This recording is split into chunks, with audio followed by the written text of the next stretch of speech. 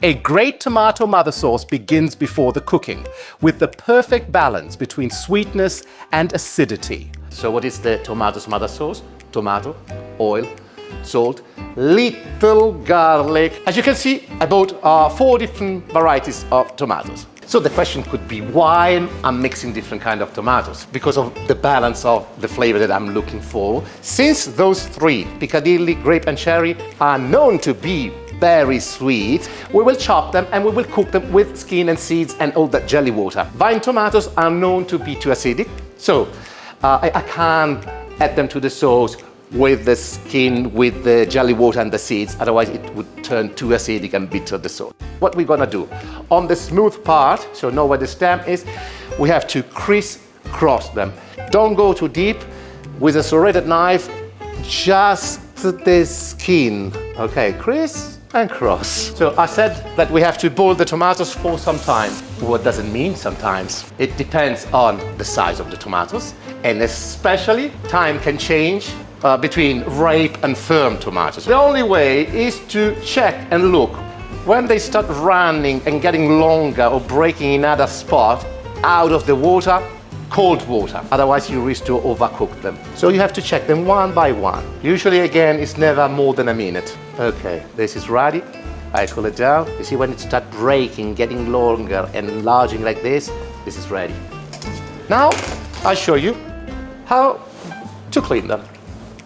So, with a knife, lift, pull, lift and pull.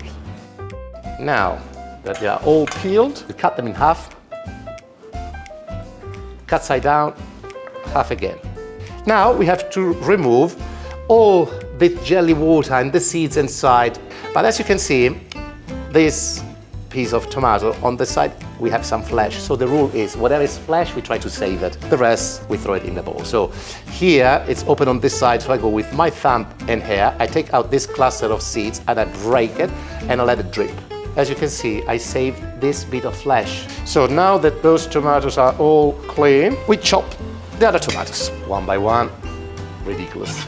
Don't try this at home. Of course, this is okay, this cut, as I'm doing, because I don't need to be precise with the cut. We are going to make a sauce, so we are going to overcook the tomatoes. You see, again, with my hand, I'm out of the table. Otherwise, if I'm doing it here, I would give this angle. Now we have to cook the tomatoes. Usually to make the tomato sauce, personally, I prefer to fill the pot, that's how I choose the size, between halfway and 3/4. I try to not fill it more or less, because if it's completely filled, then I have to stay here and stir all the time. If it's too little, same, I have to stay there and be sure that it's not burning. First of all, extra virgin olive oil. How much? To cover the bottom.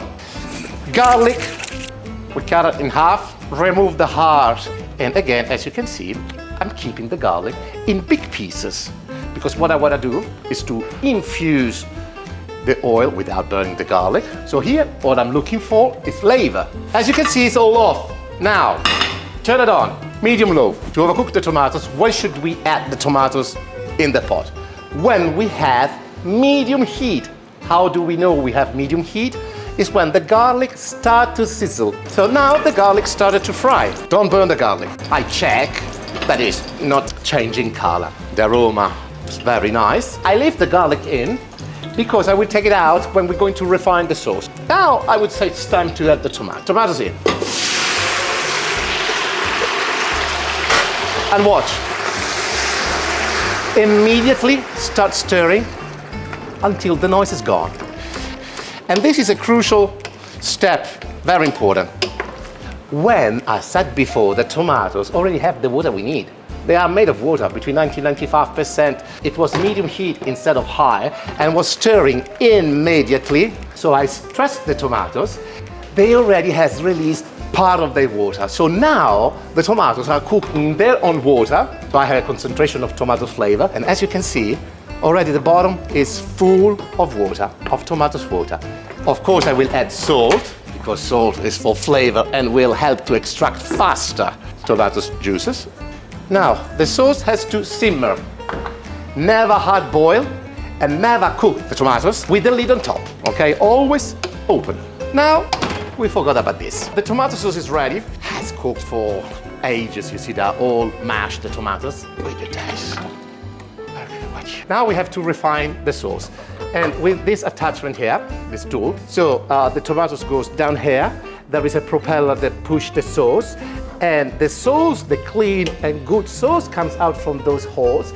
And all the bad parts, so the skin, the seeds, the green stem, and the garlic, will come out from this side here. A very common question is, what would we do if we don't have this machine? And my answer is always the same. You buy one. Or you do it by hand. So by hand, what does it mean? You need a chinois. You know, chinois means Chinese, and it's like a strainer. I'll show you the difference. So this is the chinois. It's all metal, so strong, with holes, okay? So you have to take the tomato sauce and push with a ladle through. To take the same amount, here was like 15 seconds, 20 maximum. By hand, it will take at least 10 minutes. Because if you don't do it properly, if you don't push properly the sauce, you push out only the water. Then when you go to reduce water, did you ever try to reduce water? You will have less water and not sauce. So now we see how thick is the sauce, and we see and decide eventually how much reduce it. And I don't think we have much to reduce. You see, it's already quite thick, like 5 minutes. So, back on the burner. The mother sauce is ready, but the real magic happens next. Follow so you don't miss the transformation into Sorrentina and the final plating.